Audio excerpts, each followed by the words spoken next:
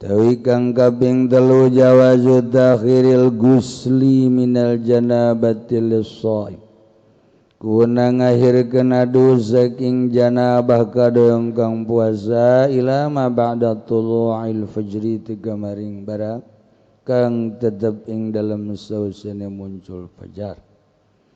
Meunang ngengke-ngengkekeun mandi tina junub peutingna junub diengkekeun bae mandina lah datang ka ba'da tulu'il fajri. Subuhna jam 4:30 jan udang, jam 5 genjan setengah genep. Bari mandi junub, bari salat subuh. Jam 5:30. Tapi wal afdalu ta'jilu bil gusi qoblal fajri lan utawi utamana maiku ngageaken kalawan adus ing dalam sadurunge fajar. Tetep afdal nama mandina memeh fajar. Utawi kang kaping 4 iku al haidu wa nafsa'u utawi wong kang haid lan wong kang nifas izan qata adamu halailan tatkala narima pegat apa getihe karena haid lan nafsa ing dalam wengi summa tala al fajr kari muncul apa fajar alaihi ma ing atase haid lan nafsa qoblal iktisalim sareng adus sohasum huma iku sapa puasane karena haid lan nafsa. Sarwiti head pegati peting jam 12 saat terus lah diengkekeun le datang ke fajar puasa niat biasa can mandi engke entas subuh tadana sumatalal fajr alaihi ma qoblal iktisal memeh mandi kaburu muncul fajar sah bae puasa.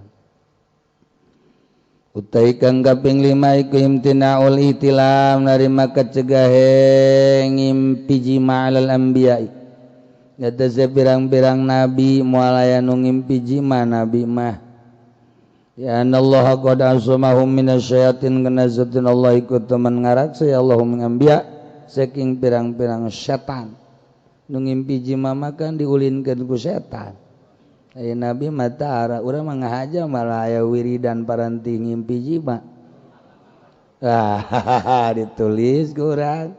Aju tendeun handapeun anggel peutingna datang babari ayatna babari deuk aya ngimpi jeung sajen aya urang jeung ieu ini Rahman ya bintang film anu geus kadaluarsa atawa Doris Klabeut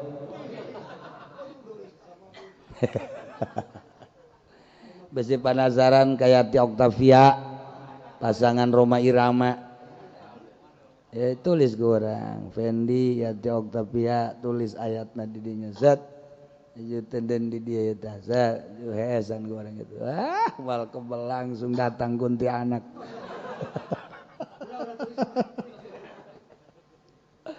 aduh ilmu geus kurang naon ilmu loba jasa deuk hayang naon aya bae hoyong naon bae aya masyaallah karim gelap utawi kang kaping 6 iku al-itijaj bi fa'lihi gawe hujah kalawan padamelan Kangjeng Nabi sallallahu alaihi wasallam ala umumil hukmi ngatasé umum hukum lianna a'malahu kana satuna pirang-pirang padamelan Kangjeng litasyri'iku maidakeun kada nyareatkeun Kangjeng Nabi mah sagala rupana tasre dipiwarang ku Gusti jang hukum wal khususiyatul la tasbutu ila bidalili lan utia khususiyah iku ora tetep ya khususiyah angin kalawan dalil rawil hadis Abdullah bin Ka'ab al-Himyari maula Utsman yang dari peperdekaane Utsman ra ngariwayatkeun ya Abdullah an Amr bin Salam wara lan ngariwayatkeun anu saking Abdullah bin Ishaq wasaqahu Ibnu Hibban lan miandal kang miandal itu ing Abdullah bin Hibban an Aisyata wallahu a'lam bissawab.